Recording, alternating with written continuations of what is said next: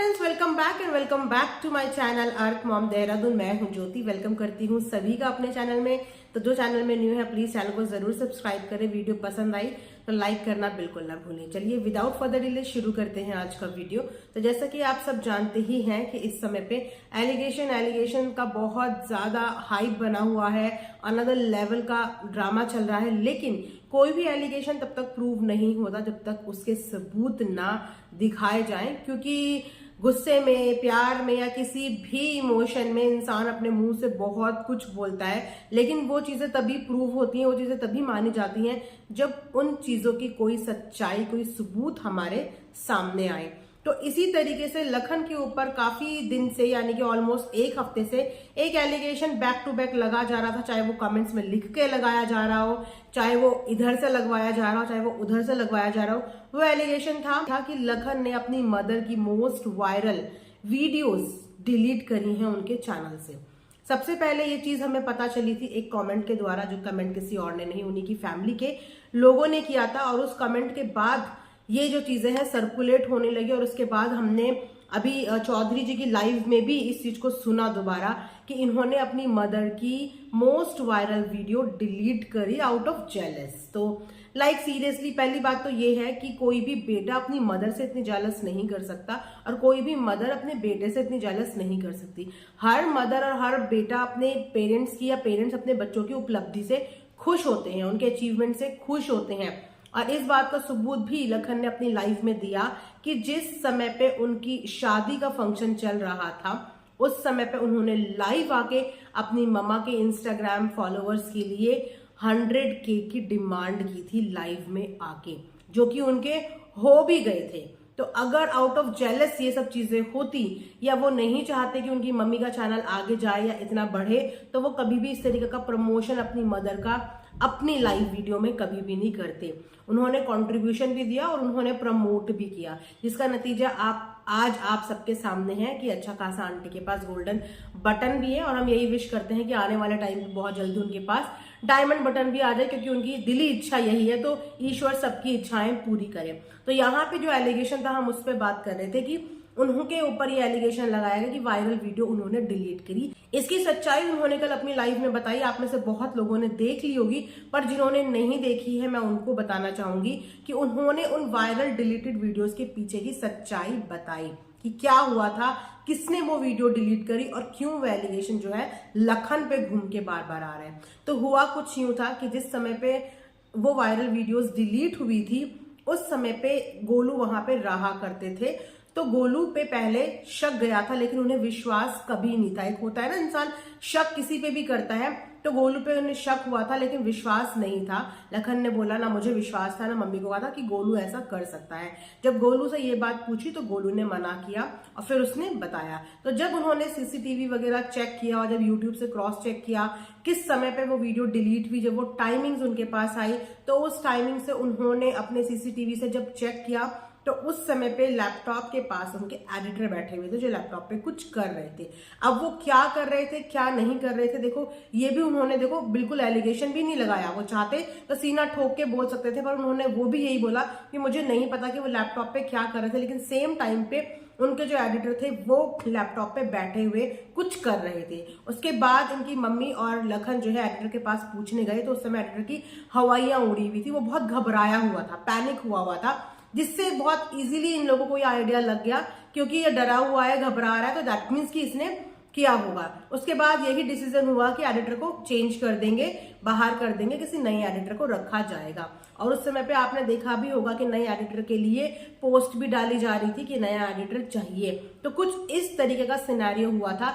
साथ ही साथ उन्होंने ये भी बोला कि एक वीडियो उसमें से वो थी जिसमें आंटी का नीतू के साथ कोलैबोरेशन था, शादी वाला वीडियो, जो ऑलमोस्ट 24-25 मिलियन के व्यूज के साथ थी। तो अगर वो वीडियो डिलीट हुई तो उस वीडियो में तो फिर नीतू का भी लॉस था, क्योंकि नीतू के साथ कोलैबोरेशन में वो वीडियो थी। तो हम अपनी ही वीडियो क्यों डिलीट करवाएंगे, ये भी साथ साथ उन्होंने क्वेश्चन मार्क खड़ा कर दिया। तो आई थिंक जितने भी एलिगेशन है, जितने भी लोगों के दिमाग में ये विचार इस समय पे डेवलप हो गया था उस समय पे, क्योंकि एक अच्छा खासा पोस्ट आया था जिसमें वन बाय वन बहुत सारे एलिगेशन थे। उस समय पे तो लखन ने इस बात को क्लियर नहीं किया था, लेकिन कल की लाइव में उन्होंने वो पूरा सिनेरियो बताया कि जो वायरल वीडियो डिलीट करने का जो उनके ऊपर इल्जाम लगाया जा रहा है उसकी एक्चुअल में सच्चाई क्या है। इसीलिए कहते हैं कि कभी भी कोई भी बात एक जगह से सुन के उस पर यकीन मत करो। कहानी के हमेशा दो पहलू होते हैं, तो जब तक दोनों पहलू सामने ना आ जाए तब तक हमें किसी भी कंक्लूजन में पहुंचना नहीं चाहिए। तब तक किसी को भी ना हमें आरोपी बना देना चाहिए, ना ही किसी को भी नेगेटिव बना देना चाहिए।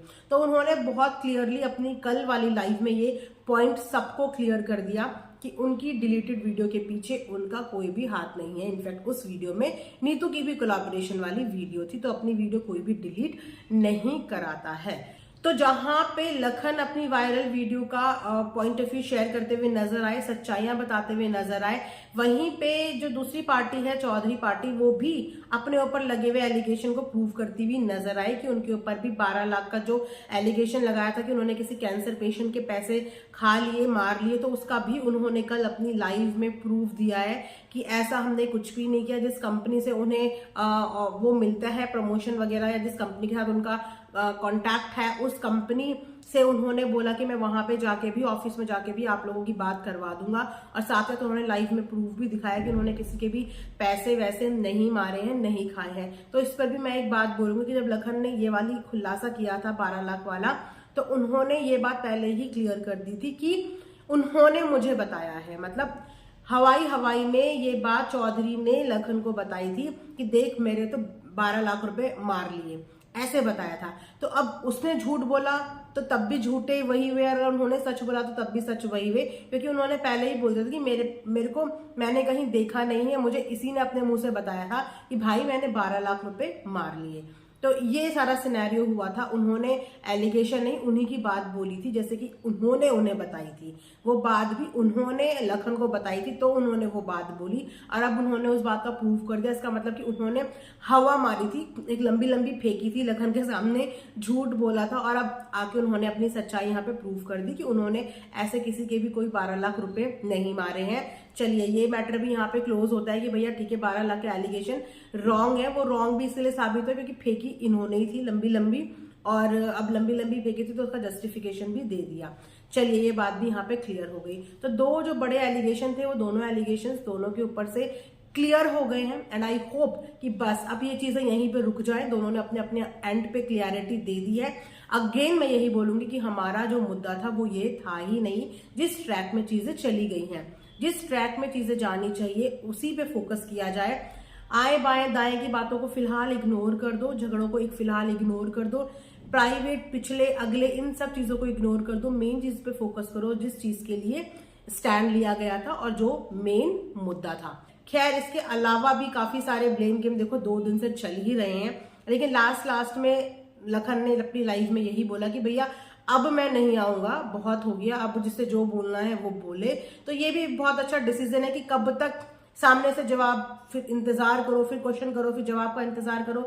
ये खेल अब कहीं ना कहीं ऑडियंस को भी पसंद नहीं आ रहा। इस समय ऑडियंस वाकई में इतनी ज्यादा कंफ्यूज है कि उन्हें भी समझ में नहीं आ रहा कि कौन सच बोल रहा है, कौन झूठ बोल रहा है, कौन क्या बोल रहा है, कौन क्या बोल रहा है। 3 जगह पे ऑडियंस डिवाइड हो गई है। बहुत सारे लोगों का सॉफ्ट कॉर्नर आंटी अंकल की तरफ जा रहा है, बहुत सारे लोगों का लखन की तरफ है, बहुत सारे लोगों का दूसरे लोगों की तरफ है। तो इस तरीके से ना ऑडियंस के इमोशंस डिवाइड हो गए, क्योंकि एक जना एक बात बोलता है, दूसरी जना दूसरे की बात काट के अपना एक साइड रखता है, और जब वो अपना साइड रखता है तो लगता है सामने वाला सच्चा है, जब वो बोलता है तो दूसरे को लगता है सामने वाला सच्चा है। तो इस पोल खोल सच के गेम में ना कुछ नहीं हो रहा है, सिर्फ ऑडियंस कंफ्यूज हो रही है। और इस तरीके से ऑडियंस को कंफ्यूज करना देखो ये भी कहीं तक सही नहीं है। तो मुझे ऐसा लगता है कि ये भी डिसीजन सही है कि अब चुपचाप होकर साइड में बैठ जाओ।